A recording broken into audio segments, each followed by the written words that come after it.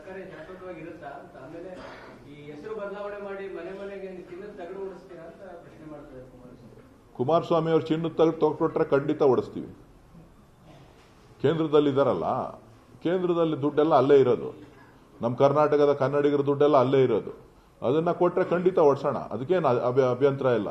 ನಮ್ಮನ್ನ 5 ಲಕ್ಷ ಕೋಟಿ ಹಣವನ್ನ ಕರ್ನಾಟಕಕ್ಕೆ ಸಂಪೂರ್ಣವಾಗಿ ಕೊಟ್ಟಿದ್ದೇ ಆಯಿತು ಅಂತ ಅಂದ್ರೆ ಖಂಡಿತ ಮಾಡೋಣ. ಅದರಲ್ಲೇ ತಲೆ ಕೆಡಿಸ್ಕೊಳ್ಳೋದು ಬೇಡ. ಅದ್ರ ಬಗ್ಗೆ ಗಮನ ಹರಿಸ್ಲಿ. 5 ಲಕ್ಷ ಕೋಟಿ ಹಣ ಉತ್ತರ ಭಾರತಕ್ಕೆ ಎತ್ಕೊಂಡು ಹೋಗಿ ಕೊಡ್ತಾ ಇದ್ದಾರಲ್ಲ. ಇಲ್ಲಿದ್ದಾಗ ಒಂದು ಮಾತಾಡ್ತಾ ಇದ್ರು, ಅಲ್ಲೋಗಿ ಕೂತ್ಕೊಂಡು ಒಂದು ಮಾತಾಡ್ತಾ ಇದ್ದಾರಲ್ಲ.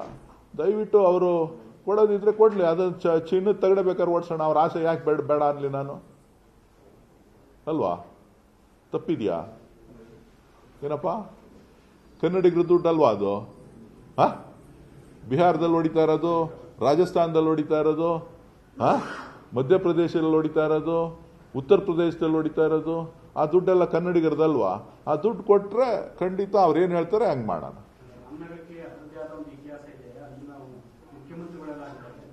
ನಾನಿಲ್ಲ ಅಂತ ಹೇಳ್ದ. ನಾನೇ ಹೇಳಿದ್ದು ಕೆಂಗಲ್ ಹನುಮಂತನವರಾಗಿದ್ದಾರೆ.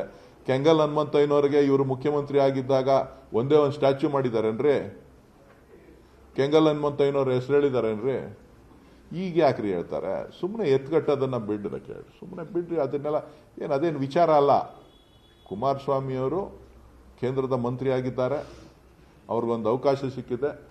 ರಾಜ್ಯಕ್ಕೆ ಅವ್ರಿಗೆ ಸೇವೆ ಸಲ್ಲಿಸುವಂಥ ಅವಕಾಶ ಸಿಕ್ಕಿದೆ. ದೇಶಕ್ಕೆ ಸೇವೆ ಸಲ್ಲಿಸುವಂಥ ಅವಕಾಶ ಸಿಕ್ಕಿದೆ. ಅದನ್ನ ಮಾಡಿದ್ರೆ ನಾವು ಸ್ವಾಗತ ಮಾಡ್ತೇವೆ.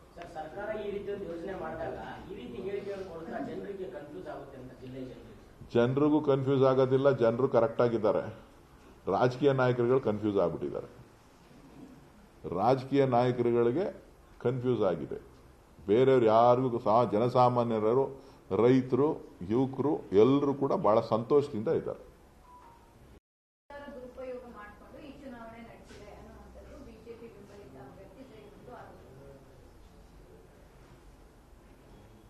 ಅದನ್ನ ಕುಮಾರಸ್ವಾಮಿ ಅವ್ರನ್ನ ಕೇಳಬೇಕು. ಹಿಂದೆ ನರಸಿಂಹಮೂರ್ತಿಯವರು, ಮಾಗಡಿಯ ನರಸಿಂಹಮೂರ್ತಿಯವರು ಅಧ್ಯಕ್ಷರಾಗಬೇಕು ಅಂದಾಗ ಇಂದು ದಿನ ರಾತ್ರಿ ನಿರ್ದೇಶಕ ಸ್ಥಾನದಿಂದ ನಾಳೆ ಬೆಳಗ್ಗೆ ಅವರು ಅಧ್ಯಕ್ಷರು, ಬೊಮ್ಮಲ್ನ ಅಧ್ಯಕ್ಷರು. ಇಂದು ದಿನ ರಾತ್ರಿ ಬೆಳಗ್ಗೆ ಹೋಗಿ ನೋಡಿದ್ರೆ ಅವರು ಅಧ್ಯಕ್ಷರೇ ಇಲ್ಲ, ನಿರ್ದೇಶಕರೇ ಇರಲಿಲ್ಲ. ಸೊ ಹಾಗಾಗಿ ಆ ಪರಿಪಾಠ ಪ್ರಾರಂಭ ಆಗಿದ್ದು, ಶುರು ಆಗಿದ್ದು, ಅದು ಕಲ್ತಿರೋದು ಅವ್ರ ಪಕ್ಷದವರಿಂದಾನೆ, ಅದು ಅವ್ರ ನಾಯಕರಿಂದಾನೆ. ಅದು ಅವ್ರಿಗೆ ಚೆನ್ನಾಗಿ ಗೊತ್ತಿದೆ. ಅನ್ಯಾಯ ಆಗಿರೋದು ಕಾಂಗ್ರೆಸ್ ಅವರಿಂದ ಅಲ್ಲ, ಜನತಾದಳದವರಿಂದ, ಬಿಜೆಪಿಯವರಿಂದ ಅನ್ಯಾಯ ಆಗಿದೆ ಜೈಮುತ್ತುಗೆ ಹೊರತು ಬೇರೆ ಯಾರಿಂದನೂ ಅಲ್ಲ.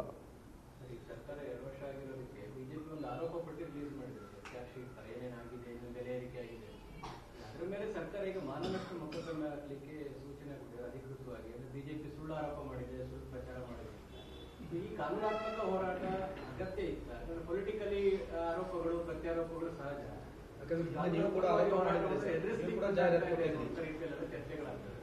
ನನಗೆ ಅದರ ಬಗ್ಗೆ ಹೆಚ್ಚು ಮಾಹಿತಿ ಇಲ್ಲ.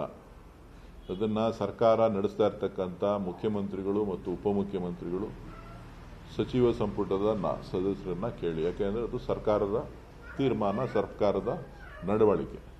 ಸೊ ಅದ್ರ ಬಗ್ಗೆ ಅವರು ಗಮನ ಸೆಳೆದು ಅವರ ಹತ್ರ ಉತ್ತರ ಪಡೆಯೋದು ಸೂಕ್ತ.